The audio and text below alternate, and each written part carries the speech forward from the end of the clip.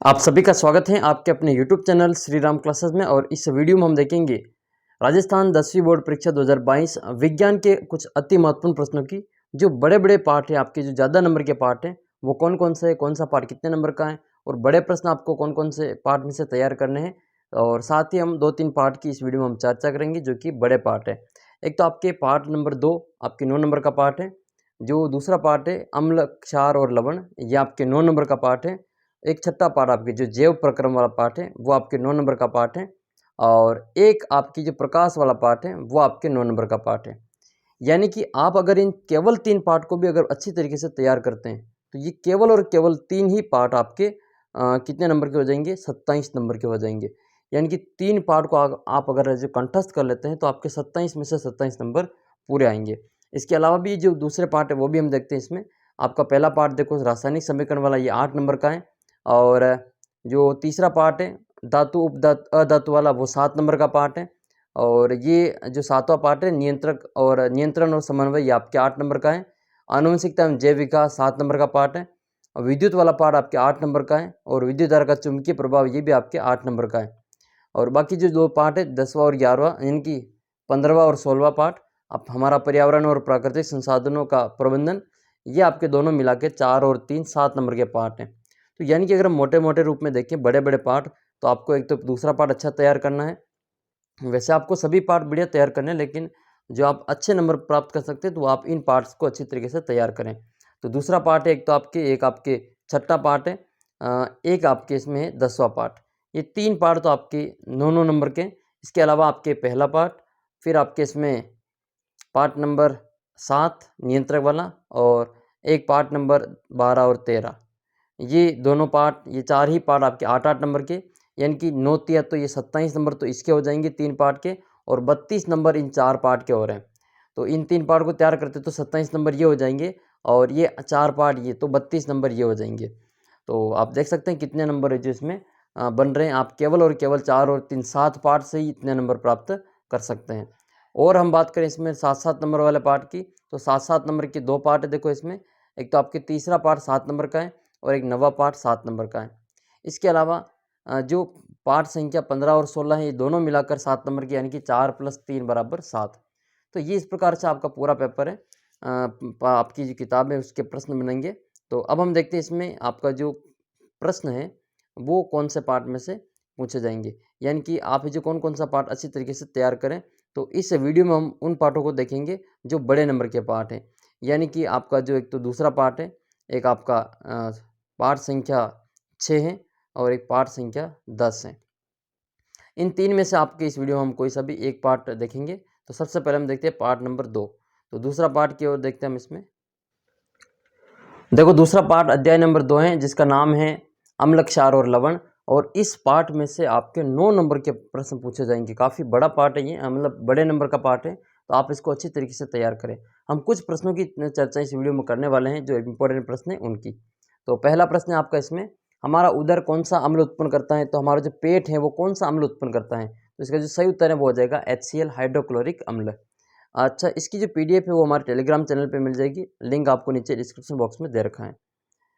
दूसरा प्रश्न है, तनु अम्ल से अभिक्रिया करके कौन सा पदार्थ कार्बन डाइऑक्साइड गैस उत्पन्न नहीं करता है। तो देखो जो चूना है वो तनु अम्ल के साथ अभिक्रिया करके कार्बन डाइऑक्साइड गैस उत्पन्न नहीं करता है। फिर तीसरा प्रश्न काफ़ी इंपॉर्टेंट प्रश्न है, ये मोस्ट इंपॉर्टेंट प्रश्न, आप इसको अच्छी तरीके से तैयार करें। रक्त का जो pH मान है वो कितना होता है। तो रक्त का जो pH मान है वो 7.4 होता है। करेक्ट आंसर हो जाएगा 7.4। चौथा प्रश्न है, कोई विलयन लाल लिटमस पत्र को नीला कर देता है, तो इसका pH कितना हो सकता है, क्या संभावित है। तो अगर कोई लाल लिटमस पत्र को नीला करता है तो उसकी जो प्रकृति है वो क्षारीय होगी। और क्षारीय का मतलब उसका जो pH मान है वो 7 से ज़्यादा होगा, यानी कि इसमें 7 से बड़ी संख्या कौन सी है, 10 हो जाएगी। तो अपना उत्तर हो जाएगा इसमें 10। देखो अम्ल जो होते हैं वो नीले लिटमस को लाल करते हैं। तो इससे एक शब्द आपको याद करना है, अनिल। इस अनिल से आपको आपका जो अम्ल क्षार और क्षार अम्ल का कॉन्सेप्ट क्लियर हो जाएगा। जो अम्ल होता है वो नीले लिटमस को लाल कर देता है, ऐसा याद कर लेना, आपको याद हो जाएगा। अनिल यानी कि अम्ल नीले लिटमस पत्र को लाल करता है। बाकी इसका उल्टा क्षार हो जाएगा, लाल लिटमस नीला करता है तो वो क्षार होगा। तो ये आप इसमें ध्यान रखें। जिसका विलयन लाल लिटमस पत्र को नीला कर रहा है, इसका मतलब क्षारीय होगा, और क्षारीय जो विलयन होता है उसका पीएच मान 10 के बराबर होता है। इनकी 7 से अधिक होता है, वो हमारे इस ऑप्शन में केवल और केवल 10 हैं।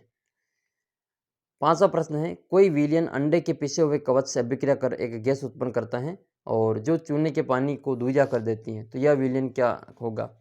तो देखो, चूने के पानी को दूधिया करता है तो वो उसमें कार्बन डाइऑक्साइड गैस होगी। तो अब वो विलयन क्या होगा? तो वह विलयन हाइड्रोक्लोरिक अम्ल होगा, HCl। करेक्ट आंसर हो जाएगा इसका HCl। इसमें देखो एक NaCl दिया हुआ है, पहला ऑप्शन। तो NaCl जो है वो नमक का रासायनिक सूत्र होता है, अपने जो घरेलू नमक काम में लेते हैं, खाने का नमक, वो हम NaCl के रूप में लेते हैं। छठा प्रश्न है, अम्लों का लिटमस पत्र पर क्या प्रभाव पड़ता है? तो अभी हमने ऊपर चर्चा की थी, जो अम्ल होते हैं वो नीले लिटमस पत्र को लाल कर देते हैं। अनिल, अब देखो ये ट्रिक आपको भूलनी नहीं है, अनिल वाली, ठीक है।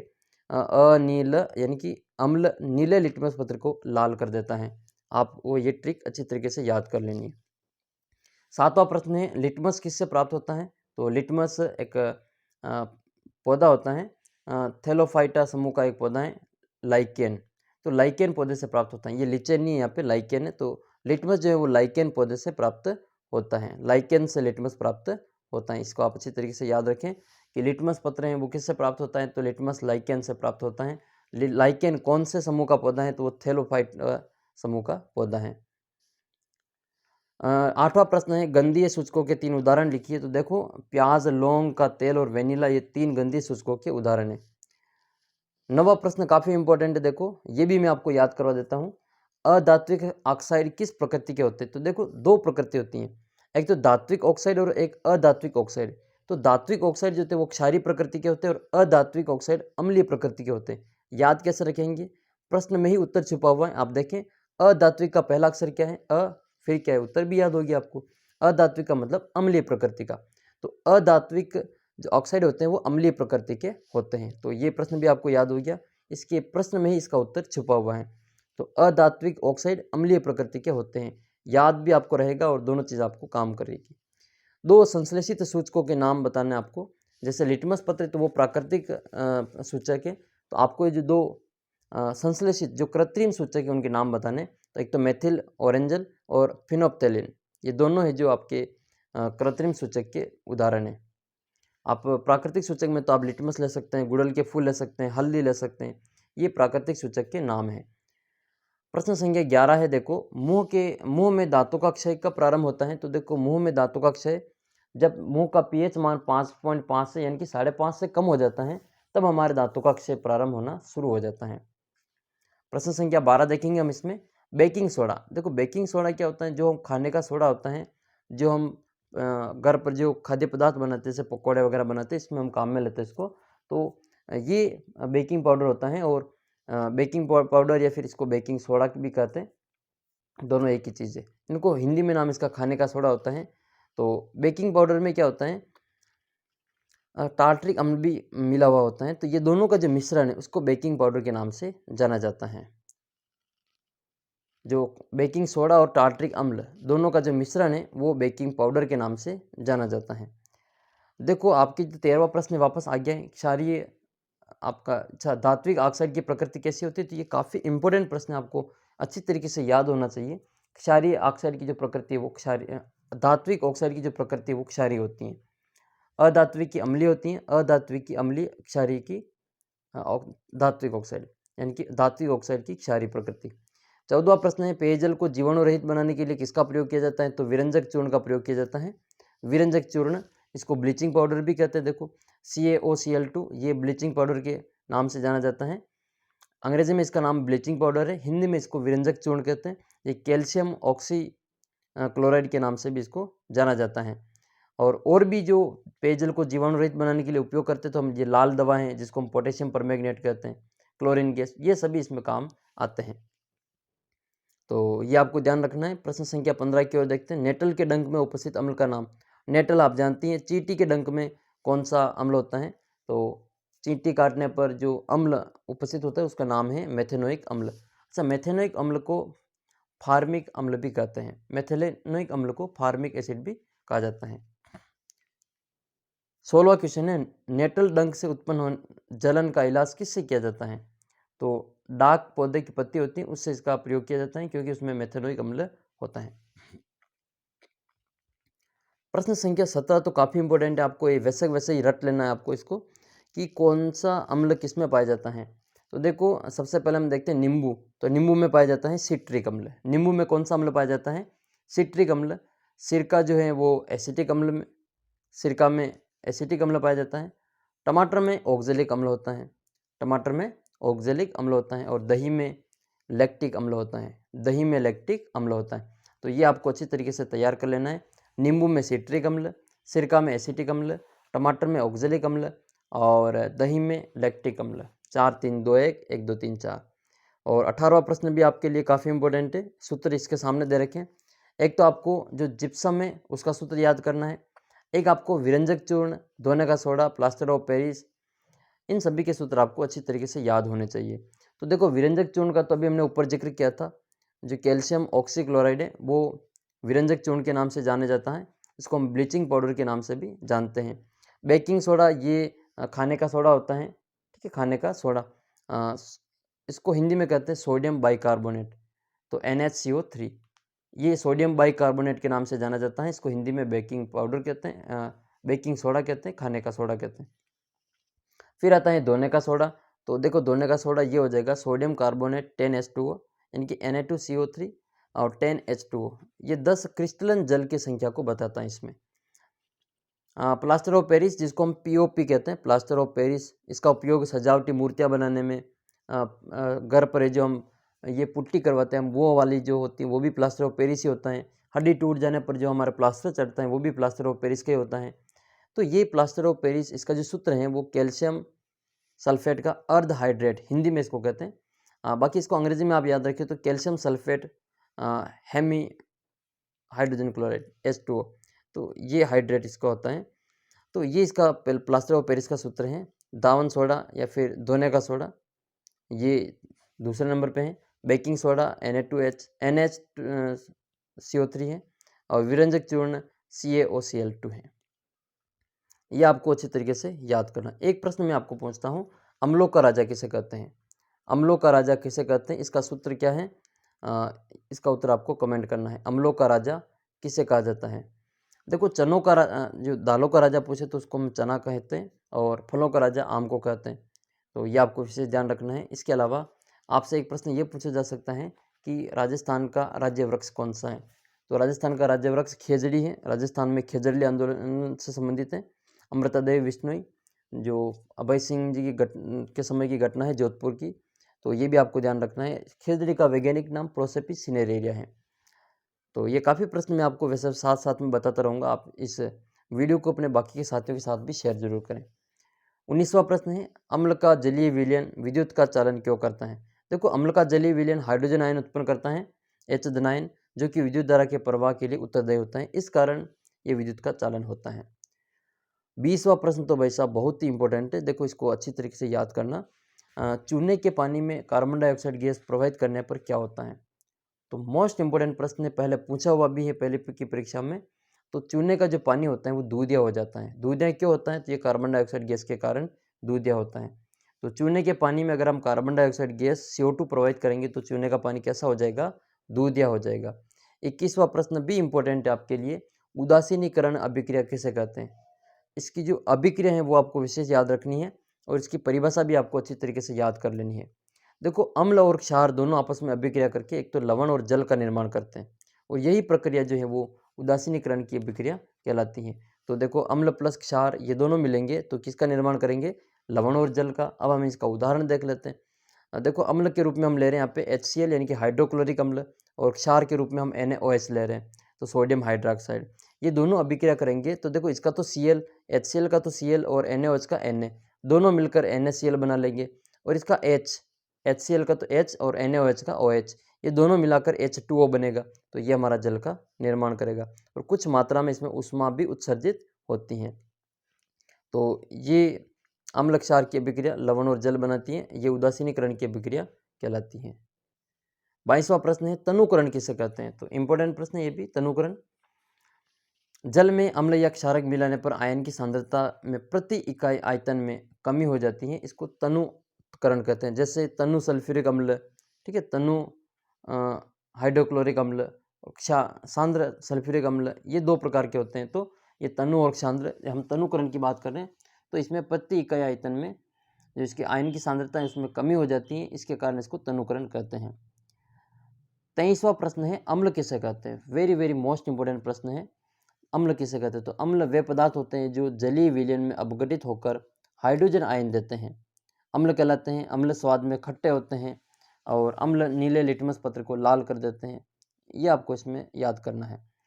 इसका 24वां प्रश्न है, क्षार किसे कहते हैं? देखो, क्षार जो है वो वे पदार्थ होते हैं जो स्वाद में कड़वे होते हैं, छूने पर साबुन जैसे चिकने लगते हैं और जलीय विलयन में अपघटित होकर हाइड्रोक्सिल आयन देते हैं, इनकी OH ऋणायन देते हैं, इसको हाइड्रोक्सिल आयन कहते हैं, और H धनायन को हाइड्रोजन आयन कहते हैं। और ये जो क्षार होते हैं वो लाल लिटमस पत्र को नीला कर देते हैं, छूने पर साबुन जैसे चिकने लगते हैं, तो ये आपको विशेष ध्यान रखना है। फिर 25वां प्रश्न, देखो very very most important question है ये 25वां भी, किन्हीं 2 प्रबल अम्लों और 2 दुर्बल अम्लों के नाम लिखना है। तो देखो 2 प्रबल अम्ल कौन कौन से, तो वो हम इसमें 2 लिखेंगे, एक तो है हाइड्रोक्लोरिक अम्ल और एक सल्फ्यूरिक अम्ल, ये प्रबल अम्ल के उदाहरण है, HCl और H2SO4। फिर दुर्बल अम्ल कौन कौन से हैं, तो एक तो है एसिटिक अम्ल जिसको हम सिरका कहते हैं, एसिटिक अम्ल का सूत्र क्या है, CH3COOH, ये सिरका का सूत्र है। और कार्बोनिक अम्ल ये H2CO3, ये कार्बोनिक अम्ल का उदाहरण है, ये सूत्र हैं। तो 2 प्रबल अम्ल तो ये पहले हो गए अम्ल, और ये 2 प्रबल अम्ल हो जाएंगे। तो प्रबल अम्ल के उदाहरण हाइड्रोक्लोरिक अम्ल, सल्फ्यूरिक अम्ल, और दुर्बल अम्ल के उदाहरण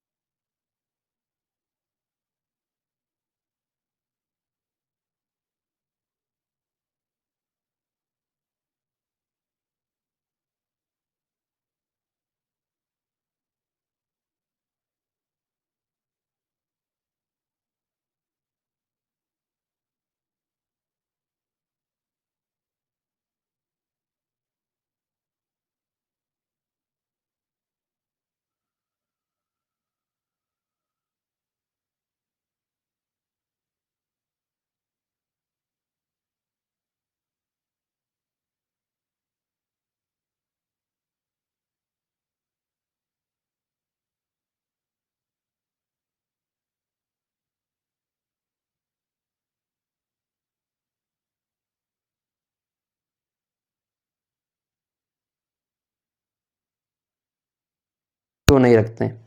तो अचार जो होता है वो खट्टा होता है, अम्लीय प्रकृति का होता है। ये धातुओं से अभिक्रिया करके एक लवण बनाता है, विषैला पदार्थ बनाता है, जिसके कारण ये जो उसमें हम नहीं रख सकते।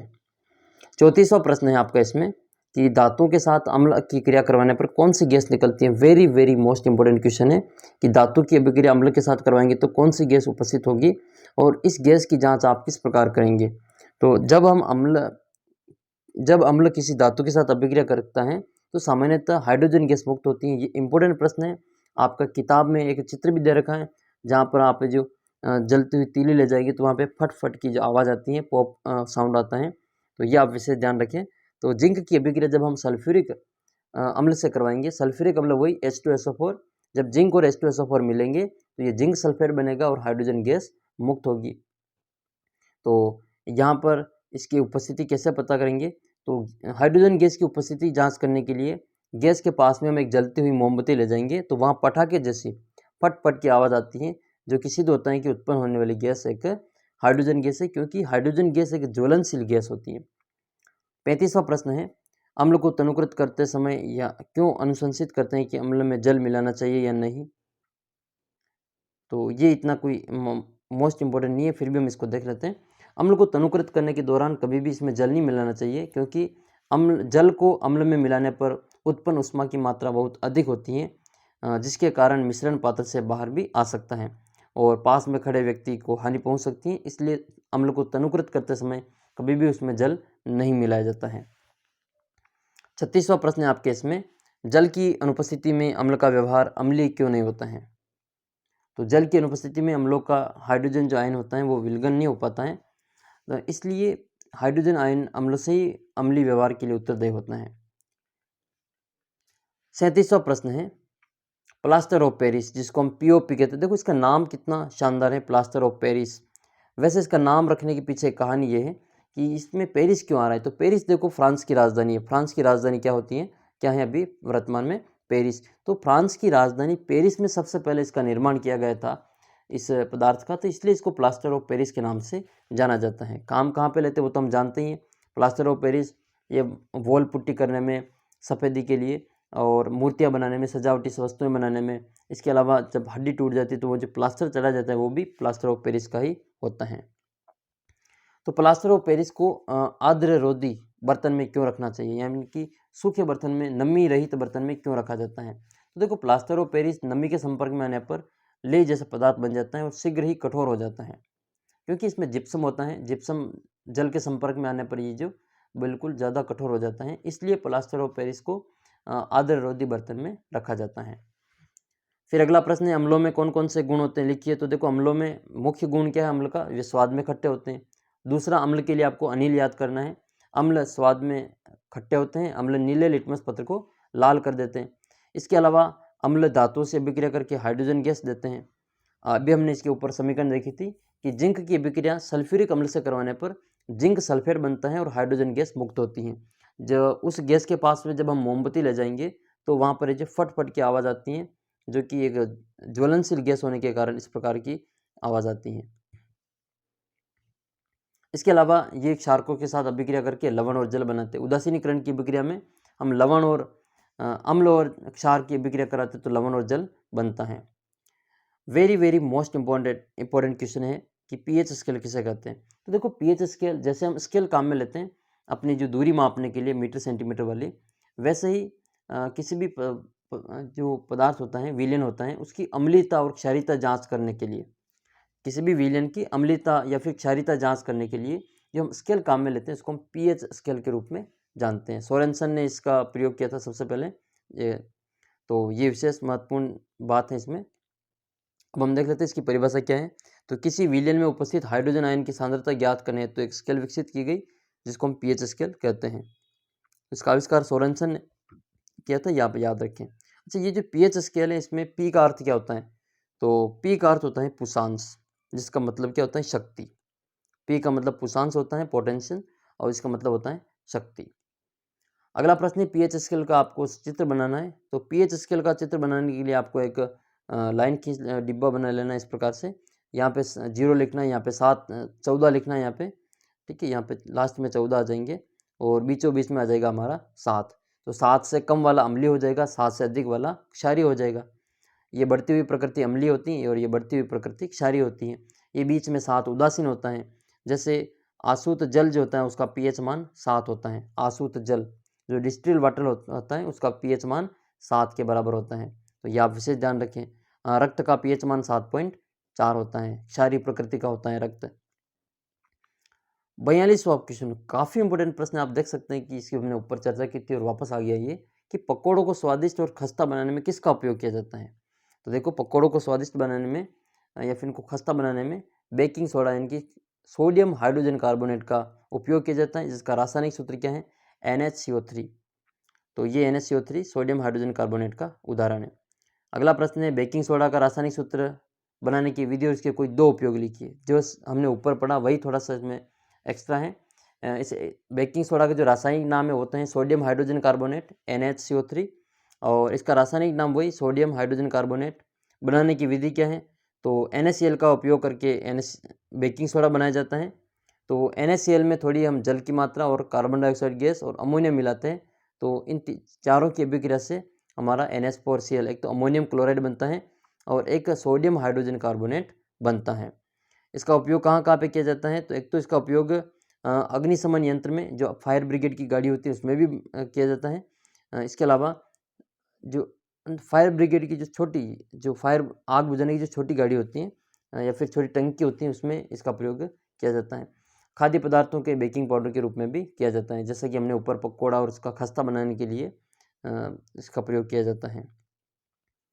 Very very most important question है विरंजक चूर्ण। देखो, विरंजक चूर्ण जो है उसको ब्लीचिंग पाउडर कहते हैं। कैल्शियम ऑक्सीक्लोराइड इसका है जो वैज्ञानिक रासायनिक नाम है। बनाने की विधि क्या है, तो देखो बनाने की विधि ये है कि जलीय सोडियम क्लोराइड यानी कि लवण जल के विद्युत अपघटन से क्लोरीन का निर्माण होता है तथा शुष्क बुझा हुआ चूना व क्लोरीन की क्रिया से विरंजक चूर्ण का निर्माण किया जाता है। तो कैल्शियम जो कैल्शियम हाइड्रोजन ऑक्साइड हाइड्रोक्साइड है CaOH2, इसकी अभिक्रिया क्लोरीन से करवाएंगे तो कैल्शियम ऑक्सीजन या कैल्शियम ऑक्सीक्लोराइड का निर्माण होता है और जल का निर्माण होगा। इसमें उपयोग कहाँ पे किया जाता है इसका, तो विरंजक चूर्ण या ब्लीचिंग पाउडर का एक तो पेयजल को जीवाणु मुक्त या रोगाणु मुक्त करने के लिए, इसके अलावा इसका उपयोग वस्त्र उद्योग में सूती और लिलेन के विरंजन के लिए भी किया जाता है। अगला प्रश्न है धोने का सोडा का रासायनिक सूत्र और सूत्र बनाने की विधि और इसके 2 उपयोग। तो देखो, इसमें इंपॉर्टेंट प्रश्न है ये कि इसका रासायनिक सूत्र तो है, नाम तो है वो सोडियम कार्बोनेट है और सूत्र क्या है Na2CO3 10H2, ये इसका रासायनिक सूत्र है। बनाने की विधि क्या है, बेकिंग सोडा जो होता है उसको गर्म करने पर सोडियम कार्बोनेट प्राप्त होता है। तो बेकिंग सोडा का सूत्र भी आपको याद हो जाएगा। बेकिंग सोडा क्या है, Na2CO3, ये सोडियम कार्बोनेट, और इसमें 10 भाग हम H2 के मिलाएंगे तो ये इसका सूत्र बनेगा धोने का soda sodium carbonate Na2CO3 10H2O। तो ये बेकिंग सोडा से ये हमारा धोने का सोडा बन जाएगा। इसका उपयोग कहाँ कहाँ पे किया जाता है, तो कांच, साबुन और कागज़ उद्योग में होता है और जल की स्थायी कठोरता को हटाने के लिए जो सोडियम कार्बोनेट है उसका प्रयोग किया जाता है। अगला प्रश्न है plaster of Paris. Very very most important है प्लास्टर ऑफ पेरिस। तो इसका सूत्र क्या है, तो इसका सूत्र है CaSO4 हाफ H2O यानी कि CaSO4 और आधा H2O। तो इसका हिंदी में क्या कहते हैं, रासायनिक सूत्र क्या है, नाम क्या है इसका, तो कैल्शियम सल्फेट अर्धहाइड्रेट। ये आधा है, इसको अर्धहाइड्रेट लिखा जाता है। बनाने की विधि क्या है कि जिप्सम को आप 343 केल्विन पर गर्म करेंगे तो यह जल के अणुओं को त्याग कर कैल्शियम फास्फेट का अर्धहाइड्रेट बनेगा तो बनता है। तो ये जो अर्धहाइड्रेट बनता है कैल्शियम सल्फेट का, यही हमारा प्लास्टर ऑफ पेरिस होता है। तो जिप्सम का सूत्र आपको पता ही होगा, CaSO4 2H2, ये कैल्शियम जिप्सम का सूत्र है। इसको 373 केल्विन पर गर्म करेंगे तो ये plaster of Paris CaSO4 half H2O और 3H2O का निर्माण होगा। तो ये इसका जो रासायनिक सूत्र बनने की प्रक्रिया है। उपयोग कहाँ पे किया जाता है, तो देखो खिलौना बनाने में इसका उपयोग किया जाता है। इसके अलावा डॉक्टरों द्वारा टूटी हुई हड्डी को सही जगह पर स्थिर करने हेतु इसका उपयोग किया जाता है। वही प्लास्टर चढ़ाने के लिए हम इसका प्रयोग करते हैं। इसके अलावा सजावटी सामान, खिलौने, मूर्तियाँ बनाने में और जो हमारे घर पर जो पुट्टी करते हैं वाल पुट्टी, वो सफ़ेदी करने के लिए, ये सभी जो इसमें काम में ली जाती हैं। 47वां क्वेश्चन है अम्लीय वर्षा क्या है। देखो अम्ल वर्षा क्या है, तो अम्ल वर्षा जब जल का वर्षा का पीएच मान वर्षा जल का पीएच मान 5.6 से कम हो जाए तो ऐसी वर्षा को हम अम्लीय वर्षा कहते हैं। ऐसी वर्षा को हम अम्लीय वर्षा कहते हैं। 48 नंबर क्वेश्चन है यदि कोई धातु यौगिक ए के तनु हाइड्रोक्लोरिक अम्ल से अभिक्रिया करती हैं तो बुदबुदाहट उत्पन्न होती है। इससे एक गैस उत्पन्न होती है जो जलती हुई मोमबत्ती को बुझा देती है। यदि उत्पन्न यौगिकों में से एक कैल्शियम क्लोराइड हो तो ए का नाम बताइए और इसके लिए अभिक्रिया को संतुलित रासायनिक समीकरण दीजिए। तो देखो जो यौगिक ए है वो तो इसमें क्या है, कैल्शियम कार्बोनेट, इसकी अभिक्रिया तनु हाइड्रोक्लोरिक अम्ल के साथ करवाएंगे तो कैल्शियम क्लोराइड बनेगा एक तो, और एक इसमें जल और एक कार्बन डाइऑक्साइड गैस मुक्त होती हैं। तो यौगिक धातु यौगिक ए से के कैल्शियम कार्बोनेट होगा और उत्पन्न जो गैस है वो कार्बन डाइऑक्साइड होगी। 49 नंबर प्रश्न है इसमें शुष्क हाइड्रोक्लोरिक अम्ल गैस शुष्क लिटमस पत्र के रंग को क्यों नहीं बदलता है। देखो शुष्क हाइड्रोक्लोरिक गैस H धनायन उत्पन्न नहीं करता है क्योंकि HCl अणु H धनायनों का निष्कासन जल की अनुपस्थिति में हो पाता है। इस कारण H धनायनों की अनुपस्थिति में अर्थात अम्लीय गुण की अनुपस्थिति में शुष्क लिटमस पत्र का रंग परिवर्तित नहीं होता है। और ये तो आपने देख ही लिया है, क्षारीय जो धात्विक ऑक्साइड होती है उसकी प्रकृति कैसी होती है, तो अम्लीय अधात्विक की होती है और क्षारीय धात्विक ऑक्साइड की होती है। 51 नंबर प्रश्न ये है कि क्रिस्टलन जल किसे कहते हैं, कोई दो उदाहरण दीजिए इसका। तो जल लवण एक सूत्र इकाई में जल के निश्चित अणुओं की संख्या को क्रिस्टलन का जल कहते हैं। जो लवण का सूत्र होता है उसमें इकाई में जल के निश्चित अणुओं की संख्या को क्रिस्टलन का जल कहते हैं। जैसे हमारे पास में एक सूत्र है कॉपर सल्फेट 5H2O, इसमें 5 जल के अणु हैं इसलिए हम 5 अणु जल के इसलिए 5 क्रिस्टलन के जल कहलाते हैं या फिर 5 क्रिस्टलन जल होते हैं इसमें। दूसरा उदाहरण है प्लास्टर ऑफ पेरिस में आपने देखा होगा। इसके अलावा जो धोने का सोडा है कॉपर सोडियम कार्बोनेट का, ठीक है, Na2CO3 10H2O, तो उसमें 10 क्रिस्टलन जल है। तो ये सभी इसके उदाहरण हैं। प्लास्टर ऑफ पेरिस की जल के साथ अभिक्रिया का समीकरण क्या है, तो प्लास्टर ऑफ पेरिस POP, ये इसका सूत्र है यहाँ पे CaSO पर ½ H2O, इसकी अभिक्रिया ½ H2O से करवाएंगे वापस नहीं 1 से 1/2 यानी कि 1.5 H2O से करवाएंगे तो इसमें जिप्सम प्राप्त होगा। और जिप्सम जो कि काफ़ी इम्पोर्टेंट और काफ़ी जो महत्वपूर्ण सूत्र है ये। तो इस वीडियो में हमने दूसरे पार्ट के प्रश्न उत्तर देखें। अगले वीडियो में हम जो हमारा अगला पार्ट है, ठीक है, तो जो 9 नंबर के पार्ट 2 और बचते हैं उनका हम कवर करेंगे। तो आप चैनल को सब्सक्राइब कर लें और इसकी पूरी PDF काफ़ी इंपॉर्टेंट है, आपको मैं सभी के सभी प्रश्न यहाँ पे हल करवा दूंगा। आप चैनल को सब्सक्राइब कर लें। जल्दी मिलेंगे अगले वीडियो में, तब तक जय हिंद जय भारत।